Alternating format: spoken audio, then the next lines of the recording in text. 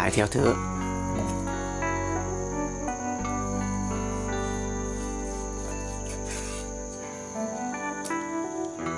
To quá không là vừa, nhưng vừa thôi nhỉ. Nhưng vừa khô nhanh.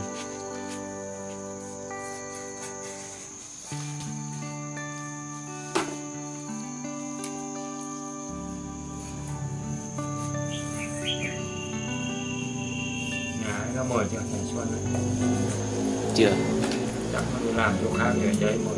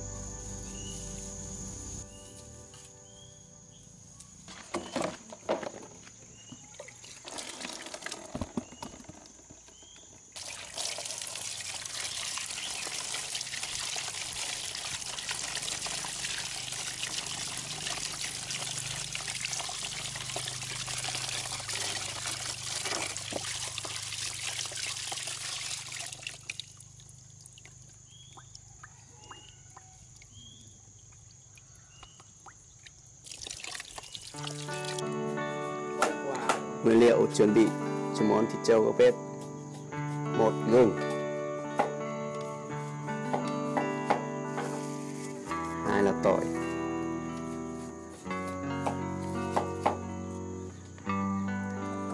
3 là ớt bột,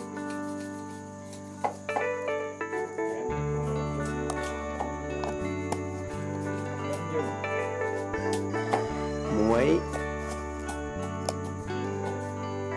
mì chính,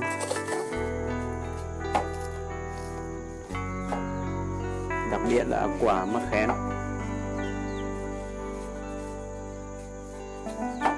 Quả mắc khén này chỉ có ở vùng Tây Bắc, Sơn La.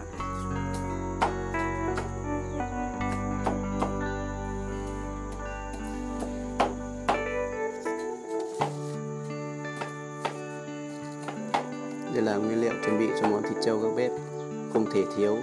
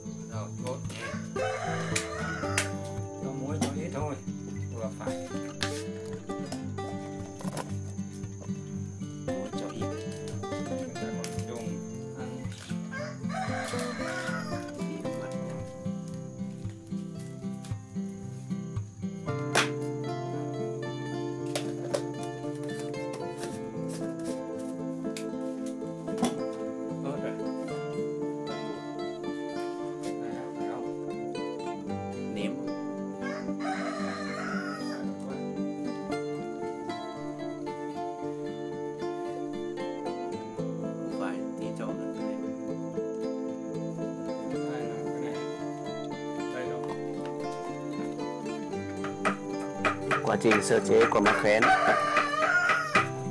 mình sẽ lấy than này,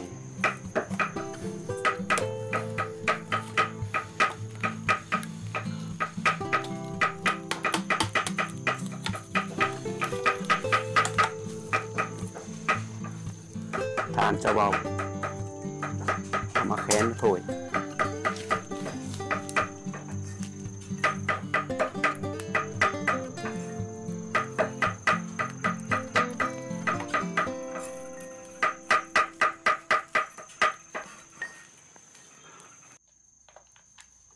Tỏi gừng,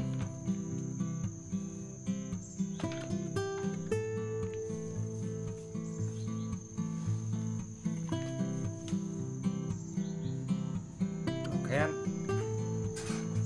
ớt bột cho rồi.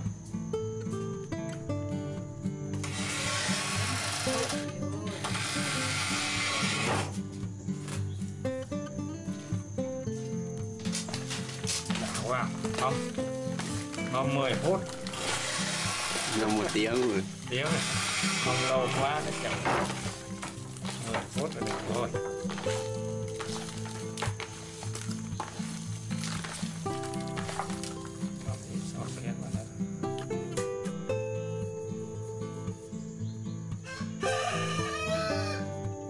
Cho mắc khén vào.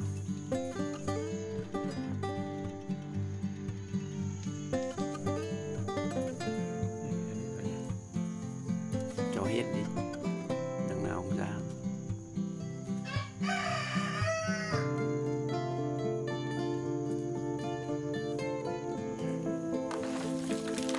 Muối còn cho nó không?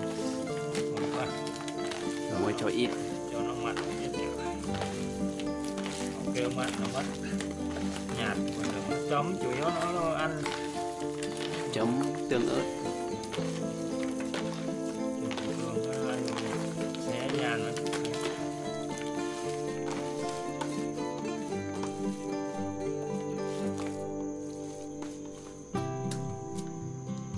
Mất cho không?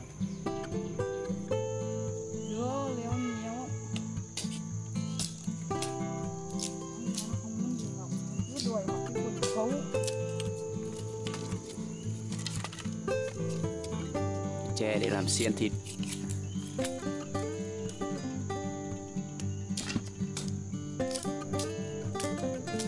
Quay cái này.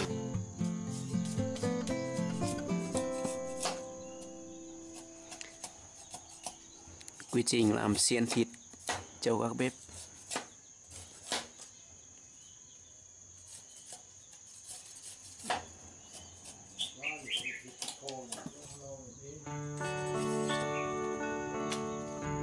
Bây giờ đến giai đoạn xiên.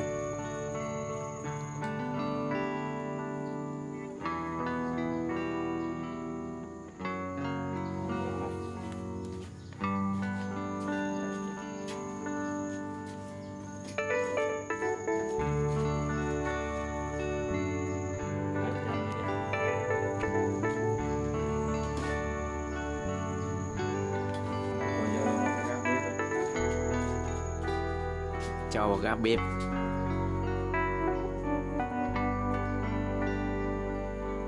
Đấy. Đây mới đúng kiểu dân tộc.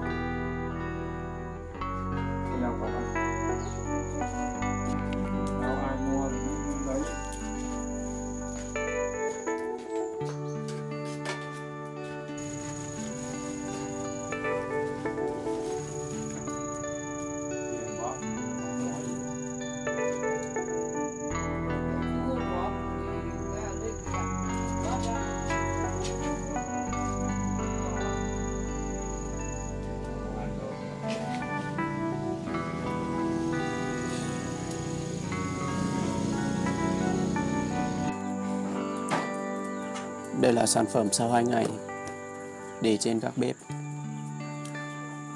Thịt trâu đã khô.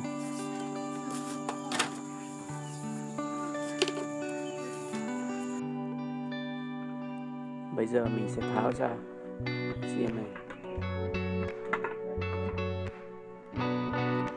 Tháo ra khỏi. Tháo từng cái một.